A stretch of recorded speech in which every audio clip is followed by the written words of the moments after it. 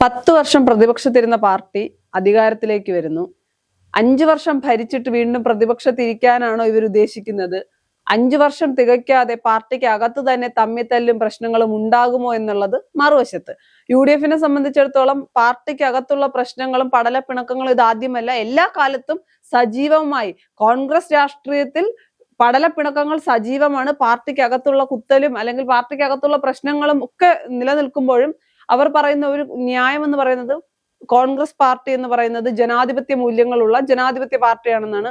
ഒരുപാട് ദിവസങ്ങൾക്ക് ശേഷം കേരളത്തിലെ രാഷ്ട്രീയം അല്ലെങ്കിൽ കേരളത്തിന്റെ രാഷ്ട്രീയത്തെ പറ്റി KC വേണുഗോപാൽ സംസാരിച്ചിട്ടുണ്ട്. അദ്ദേഹം പറഞ്ഞ ഒരു കാര്യം, 25 വർഷം ഏറ്റവും നന്നായി കോൺഗ്രസ് ഭരിക്കുകയോ അല്ലെങ്കിൽ UDF ഭരിച്ച് 25 വർഷം കേരളത്തിൽ 25 വർഷം എന്ന് പറയുമ്പോൾ 5 ടേം UDF തന്നെ കേരളത്തെ ഭരിക്കണം എന്നുള്ളതാണ്, അല്ലെങ്കിൽ അധികാരത്തിൽ ഇരിക്കണം എന്നുള്ളതാണ്. ഇതിന്റെ അകത്ത് 2 കാര്യങ്ങളാണുള്ളത്. ഒന്ന് രാഷ്ട്രീയ വശമാണ്. 25 വർഷം അല്ലെങ്കിൽ 5 ടേം ഭരിക്കാൻ കോൺഗ്രസിന് കഴിയുമോ UDF-ന് കഴിയുമോ എന്നുള്ളത്. അപ്പോ അങ്ങനെയാണെങ്കിൽ ഈ 5 ടേമിൽ ആരായിരിക്കും മുഖ്യമന്ത്രി? VD സതീശൻ തന്നെയായിരിക്കും 5 ടേം മുഖ്യമന്ത്രി? അതോ അടുത്ത ടേമിൽ KC, അടുത്ത ടേം എന്ന് പറയുന്നത് അടുത്ത തെരഞ്ഞെടുപ്പ് 5 വർഷം കഴിഞ്ഞിട്ടുള്ള കാര്യമാണ് അടുത്ത ടേം എന്ന് ഞാൻ ഉദ്ദേശിക്കുന്നത്. KC വേണുഗോപാൽ മുഖ്യമന്ത്രി ആകാനുള്ള കാര്യങ്ങളാണോ പറയുന്നതെന്ന് ഉള്ളൊരു ചോദ്യമുണ്ട്. പിന്നെ അദ്ദേഹം പ്രധാനമായി പറഞ്ഞ ഒരു കാര്യമുണ്ട്, CPM-ന് ഇങ്ങനെ പോവുകയാണെങ്കിൽ തിരിച്ചു വരാൻ ബുദ്ധിമുട്ടാണ് എന്ന്. അത് സത്യമാണ്. അത് KC വേണുഗോപാൽ ഒരിക്കലും നല്ല വശത്തോടു കൂടി ആയിരിക്കില്ല പറഞ്ഞത്. പക്ഷെ അത് നിലവിലെ സാഹചര്യത്തിൽ CPM മനസ്സിലാക്കേണ്ട ഒരു യാഥാർത്ഥ്യമല്ലേ? ഇതില് പ്രധാനമായിട്ട് നമ്മൾ ശ്രദ്ധിക്കേണ്ടത് 5 വർഷം UDF-ന് ഭരിക്കാൻ കഴിയും. അത് കഴിഞ്ഞാൽ വീണ്ടും ഭരിക്കാൻ, അതായത് ഭരണ തുടർച്ച ഇനി ഉണ്ടാകുമോ എന്നുള്ളത് ഒരു സംശയമാണ്. അത് നമ്മൾ ഈ UDF ഭരണം അധികാരത്തിൽ ഏറി VD സതീശന്റെ ഭരണം ഈ 3 മാസം നമ്മൾ ഇങ്ങനെ വിലയിരുത്തുമ്പോൾ പല പ്രശ്നങ്ങളും വരുന്നുണ്ട്.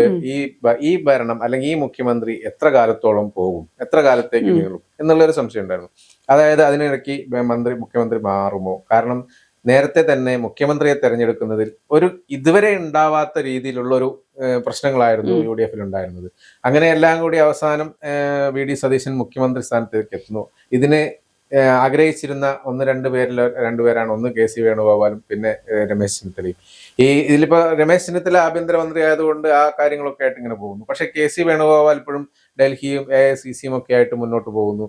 പ്രത്യേകിച്ച് MP ആണ്. ഓക്കെ, അതുകൂടാതെ പക്ഷെ കേരളത്തിൽ കോൺസെൻട്രേറ്റ് ചെയ്യാന്നുള്ള KC വേണുഗോപാലിന്റെ കാര്യം ഇതുവരെ നടന്നിട്ടില്ല, ആഗ്രഹം ഇതുവരെ നടന്നിട്ടില്ല.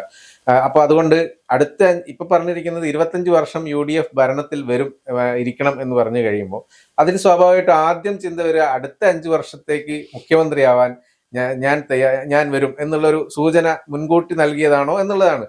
പക്ഷേ ഇപ്പോഴത്തെ സാഹചര്യത്തിൽ KC വേണുഗോപാലിന് ഈ 3 മാസം മുമ്പ് എന്തായിരുന്നോ ജനങ്ങളുടെ സപ്പോർട്ട്, അത് ഇപ്പോഴും അങ്ങനെ തന്നെയാണ്. അതിലൊരു മാറ്റവും വന്നിട്ടില്ല. KC വേണുഗോപാലിന് ജനപിന്തുണ കൂടിയിട്ടോ ഒന്നും ഉണ്ടായിട്ടില്ല. ഇപ്പോഴും KC വേണുഗോപാൽ വരുന്നതിനോട് കേരളത്തിലെ ജനങ്ങൾക്ക് ഒരു താല്പര്യവുമില്ല എന്നുള്ളത് ഒരു സംശയമില്ലാത്ത കാര്യമാണ്. അത് മാത്രമല്ല, VD സതീശൻ തന്നെ 3 തവണയും കൂടി വരണം എന്നുള്ള ആഗ്രഹങ്ങളൊക്കെയാണ് ഓരോരുത്തർ പ്രഖ്യാപിക്കുന്നത്. അതായത് 3 ടേം ഭരണം UDF-ന് കിട്ടുകയാണെങ്കിൽ ആ 3 ടേമിലും VD സതീശൻ തന്നെ അധികാരത്തിൽ വരണം എന്നൊക്കെയാണ് പറയുന്നത്. പക്ഷെ അങ്ങനെയൊന്നും വരാൻ സാധ്യത വളരെ അപൂർവമാണ്. വരാൻ സാധ്യത എന്ന് പറഞ്ഞാൽ ആദ്യം പറഞ്ഞതുപോലെ ഒരു രാഷ്ട്രീയ വശമുണ്ടല്ലോ. കേരളത്തിൽ കുറച്ച് വർഷങ്ങളായി അല്ലെങ്കിൽ കേരളത്തിൽ നമുക്കറിയാം ഒരു രീതി എന്ന് പറയുന്നത് ഇത്തവണ UDF ജയിച്ചാൽ അടുത്ത വർഷം LDF ജയിക്കും.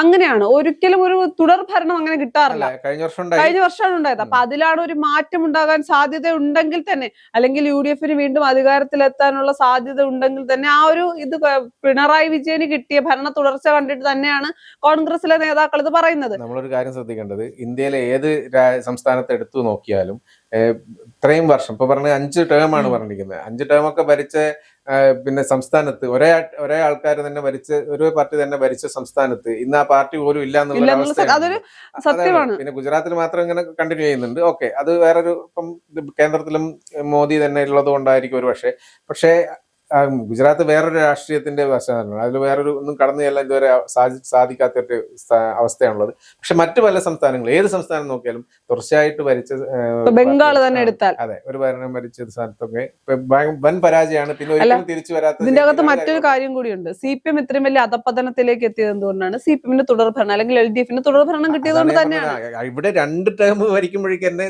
CPM-ന് ഈ അവസ്ഥയായി. ബംഗാളിൽ 4-5 വർഷമൊക്കെ 4 ടേമിലൊക്കെയാണ് ഇങ്ങനെയൊക്കെ ആയത്. പക്ഷെ ഇവിടെ 2ാമത്തെ ടേമിൽ തന്നെ ഇത്രയും താഴ്ന്നു പോവുകയും ഇത്രയും വളരെ വൻ പരാജയത്തെ ഏറ്റുവാങ്ങേണ്ടി വരികയും ചെയ്ത നമ്മൾക്ക് കണ്ടതാണ്.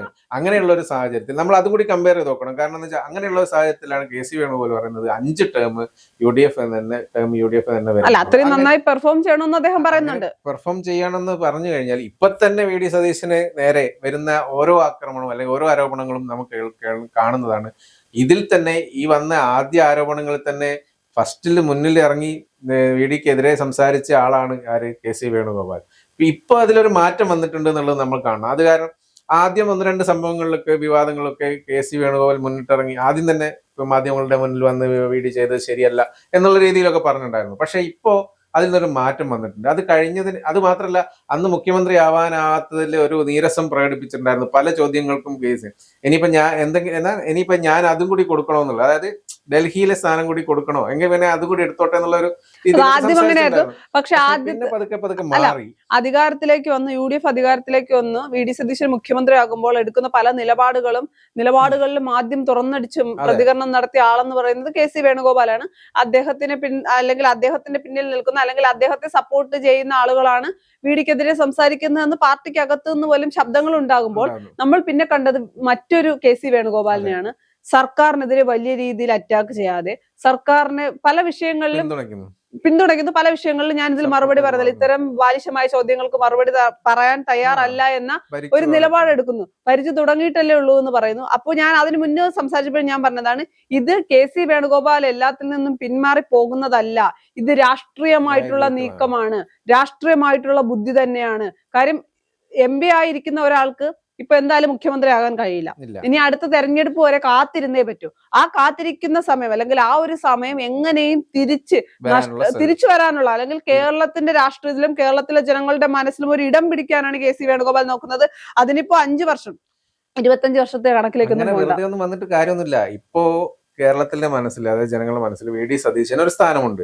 ആ സ്ഥാനത്തിന്റെ മുകളിൽ എത്തിയാലാണ് VD സതീശൻ അപ്പുറത്തേക്ക്. ഇതിന്റെ അകത്ത് മറ്റൊരു കാര്യമുണ്ട്. KC വേണുഗോപാൽ 5 വർഷം എന്ന് പറഞ്ഞു. 5 വർഷം വിട്, ഈ ആദ്യത്തെ ഒരു ടൈം നന്നായി ഭരിച്ചാൽ തുടർഭരണം ഉണ്ടാകുക, ഇത് മാത്രമാണ് ഉദ്ദേശിക്കുന്നത്. അത് കഴിയുമ്പോൾ എനിക്ക് മുഖ്യമന്ത്രി ആകാം എന്നുള്ള കാര്യമായിരിക്കണം KC വേണുഗോപാൽ പറയാൻ ഉദ്ദേശിക്കുന്ന കാര്യം. ഇതാണ്. അപ്പൊ 5 വർഷമൊക്കെ 5 ടേം ഭരിക്കുകയാണെങ്കിൽ പിന്നെ കേരളത്തിലെ കോൺഗ്രസിന്റെ അവസ്ഥ എന്താണ്?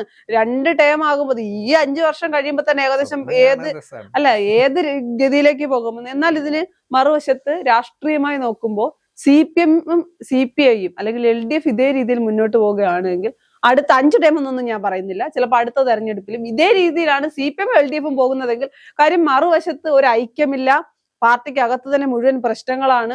പിണറായി വിജയനും MP ഗോവിന്ദനും തീരുമാനിക്കുന്ന ആളുകൾ മാത്രമേ സ്ഥാനാർത്ഥിയാകൂ. പിണറായി വിജയനും MP ഗോവിന്ദനും തീരുമാനിക്കുന്ന ആളുകളോട് ജനങ്ങൾക്ക് വലിയ താല്പര്യമൊന്നുമില്ല. CPM-ന്റെ അകത്തും CPI-ക്ക് അകത്തും പ്രശ്നങ്ങളുണ്ട്.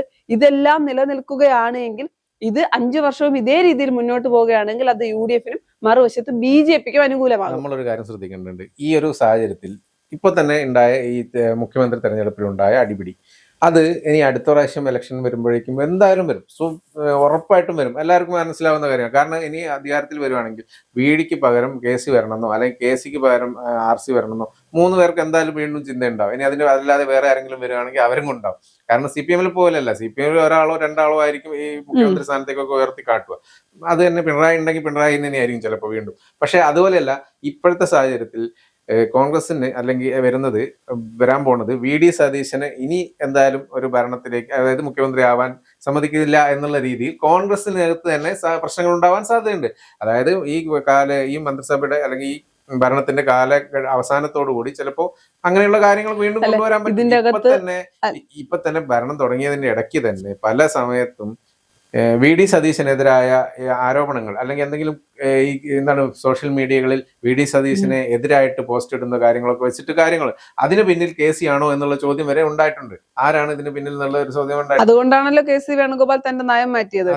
പിന്നെ ചേട്ടൻ പറഞ്ഞതുപോലെ 5 വർഷം കഴിയുമ്പോൾ VD സതീശനെ വെട്ടിക്കൊണ്ട് ഒരാൾക്ക് മുഖ്യമന്ത്രിയായി വരാൻ കഴിയുമോ എന്ന് ഉള്ള ചോദ്യമുണ്ട്. രാഷ്ട്രീയമായിട്ടുള്ള നീക്കമാണ് KC വേണുഗോപാൽ നടത്തുന്നത്. തള്ളിപ്പറയാതെ, സർക്കാരിനെ തള്ളിപ്പറയാതെ, പാർട്ടിയിൽ ഒരു അതൃപ്തിയും ഉണ്ടാകാതെ അല്ലെങ്കിൽ അതൃപ്തിക്കിടെ ഉണ്ടാകാതെ ഏറ്റവും നന്നായ രീതിയിൽ തന്റെ രാഷ്ട്രീയവും തന്റെ ഉദ്ദേശങ്ങളും നടത്തിക്കൊണ്ടു പോവുക എന്നുള്ളതാണ് KC വേണുഗോപാൽ ചെയ്യുന്നത്. എന്നാൽ അവിടെ ഞാൻ പറയുന്നു, അങ്ങനെ ഒരു കാര്യങ്ങളിലേക്ക് നിലവിലെ സാഹചര്യത്തിലാണ് ഞാൻ പറയുന്നത്. നിലവിൽ 3 മാസമായിട്ടുള്ള സർക്കാരിനെ വിലയിരുത്താനൊന്നും ഒരു തരത്തിലും ആയിട്ടില്ല. ഇനി എന്തൊക്കെ പൊട്ടിത്തെറികൾ ഉണ്ടാകുമെന്ന് നമുക്കറിയില്ല. ഇതിനു മുൻപത്തെ ഉമ്മൻചാണ്ടി സർക്കാരിനെ എടുത്താൽ ഏറ്റവും നല്ല ജനങ്ങൾക്ക് വേണ്ടിയുള്ള പദ്ധതികൾ ജനഹിതം അനുസരിച്ച് മുന്നോട്ട് പോയ സർക്കാരാണ്. ആ സർക്കാർ പോലും പരാജയപ്പെട്ടു. അല്ലെങ്കിൽ അത് അടുത്ത തെരഞ്ഞെടുപ്പിൽ ഉമ്മൻചാണ്ടി മുഖ്യമന്ത്രിയായപ്പോൾ സാധാരണക്കാരായ പല ജനങ്ങളും വിചാരിച്ചിരുന്നത് വീണ്ടും ഒരു തുടർ ഭരണം ഉണ്ടാകും. അത്രയും നല്ല ഭരണമാണ് കാഴ്ചവെച്ചത്. ആ സോളാർ വിവാദം, അവസാനമുണ്ടായ സോളാർ വിവാദത്തിൽ എല്ലാ കാര്യങ്ങളും മാറി മറിഞ്ഞു. അതുപോലെ എല്ലാ കാര്യങ്ങളും 5 വർഷത്തിനകം മാറി മറിയാം. എന്നാൽ ഇതൊന്നും മാറി മറിയുന്നില്ല.